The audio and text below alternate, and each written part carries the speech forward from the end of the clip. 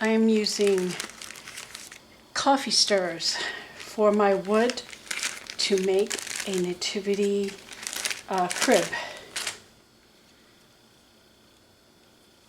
I'm going to make an X. Now this is going to be too tall. So I want to cut off. I'm going to cut off a bit. I'll cut off about that much. I like that. I think I'm going to try that angle, see if I like it. And with a craft knife.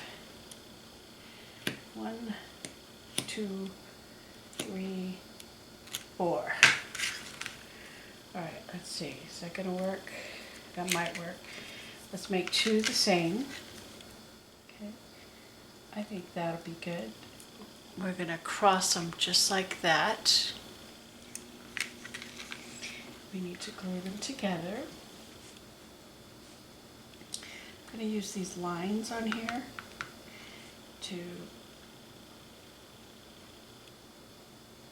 I want to just mark this so that I know exactly where that's going to be.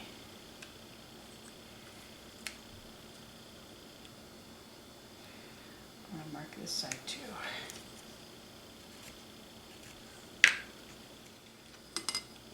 I'm using Gorilla Glue. I'm just going to put a little bit in a bowl. Or you could put it on a piece of cardboard or something. Hey, a tip about using glue. When you're done using glue, always clean off the glue around here so that when you have to take the cap off, you don't have a hard time taking the cap off. And I'm going to use one of these little pieces that I cut off as my little glue stick. So I can put the glue on with it. I'll just set it on the edge here.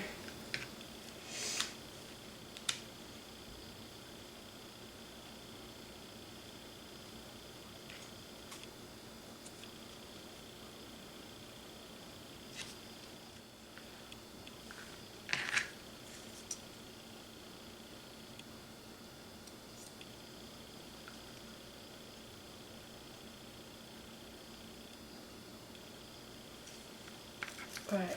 I'm going to wait till that dries, and I'm going to line this one on top of that one so I can get it exactly the same. Okay, that should be dry by now. Now we want to lay this on in the same position. You know what I'm going to do? I'm going to just put this here so it keeps it level. And we want this in the same, oops. Problem with little things is it doesn't take much to upset them.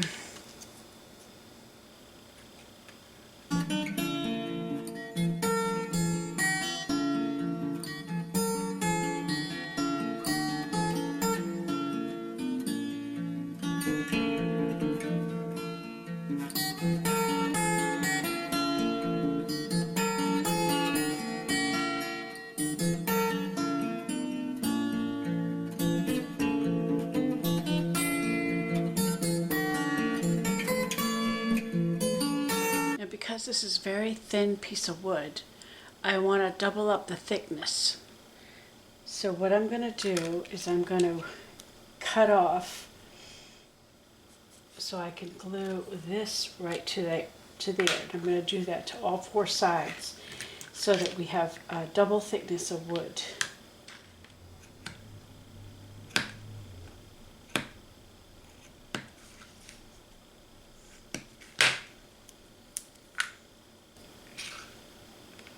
We will glue that right there.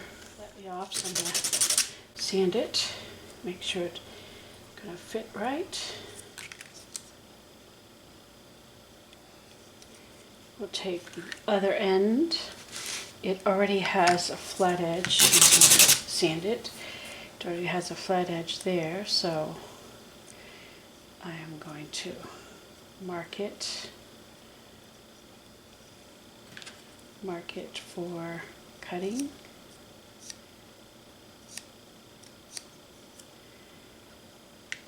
while that's drying. Okay, problem is when I zoom in, I cannot see when I'm off the camera.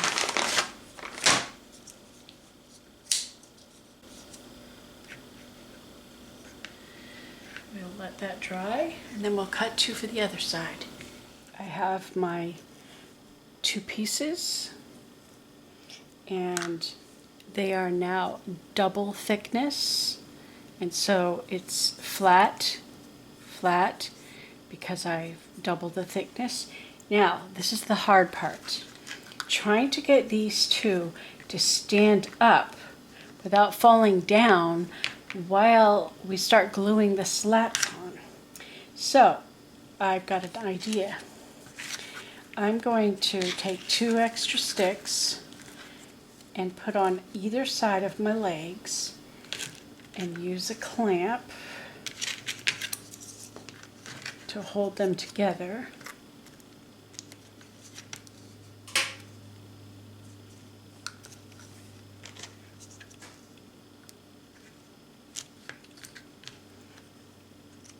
And that way the leg will stand up while I begin. Okay, I made sure that these are touching the bottom. I did do a little bit of adjustment with my clamps. Now they will stand up. I just got to get the correct measurement. I want it to stick out a little bit on both sides, and I'm not measuring,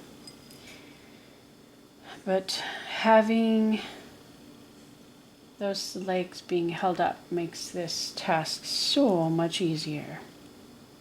So the first one can just sit right down in there. Now I need to put a brace down here and there. So I will go ahead and do that.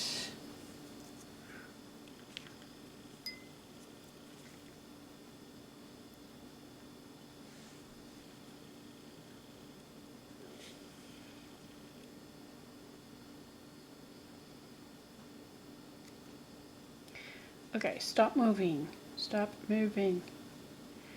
Gonna have to hold this for a moment.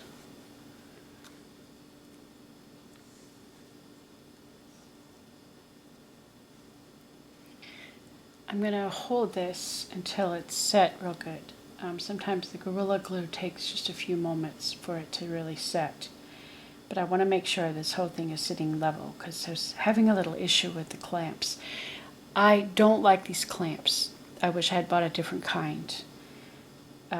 I make them work for me, but they're not the best, so don't pick these clamps. I need to find a better set. Their springy action is a little bit too strong, and sometimes when you're working with small things, it's a little bit too much pressure. But once you've established the first square, you know, we got 4 points of contact, and they are secure, then you don't need the clamps anymore, and you've got a stable construction to begin the rest. It's these first critical connections that are important to do to give integrity to the structure. I'm going to let that sit for a few minutes, then I'll come back without the clamps. While that was drying, I prepared my sticks. Now I'm ready to glue on the bottom base, the bottom support.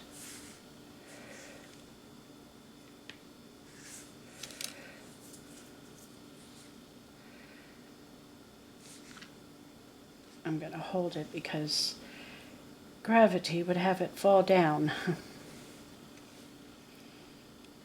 These have a rounded edge on them. I want to square them off, and I do that by cutting the tip off with my heavy-duty all-purpose scissors. Don't use just any scissors. Or you could cut them with a craft knife. With the leftover pieces, I created these little spacers by just gluing a little scrap on top so it's double thickness. And that will help keep the spacing between the slats as I put them on. Let me turn this around so you can see.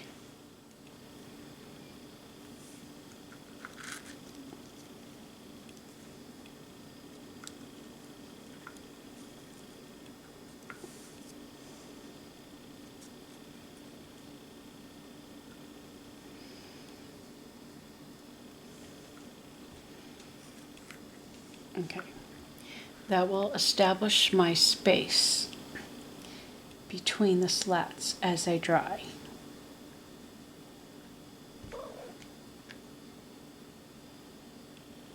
Don't eat my glue.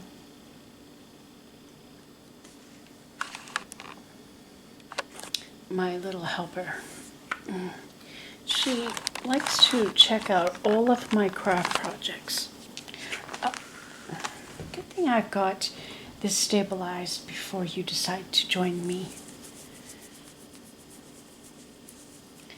I swear, you have to be in every craft, don't you? You know, if cats crafted, what would cats craft?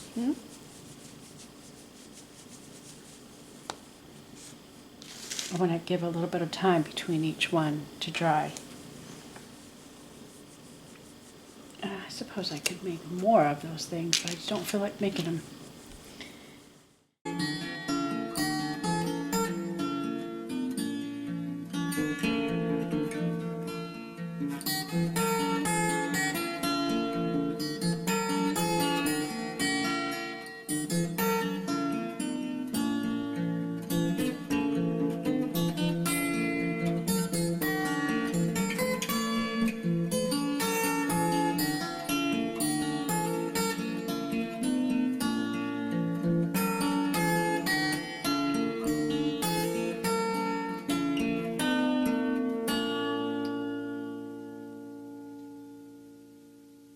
I need a small ball of styrofoam, and all I have are these styrofoam eggs. So what I'm going to do is use this melon scoop to cut me a small ball. And this is going to be the head for our baby Jesus. And I take a square of fabric and I go around our little head. And we take a small rubber band, put it around to hold that on, and that's going to be our baby head for baby Jesus.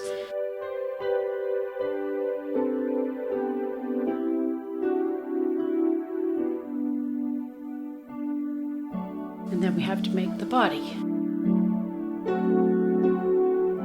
Wrap it in swaddling clothes.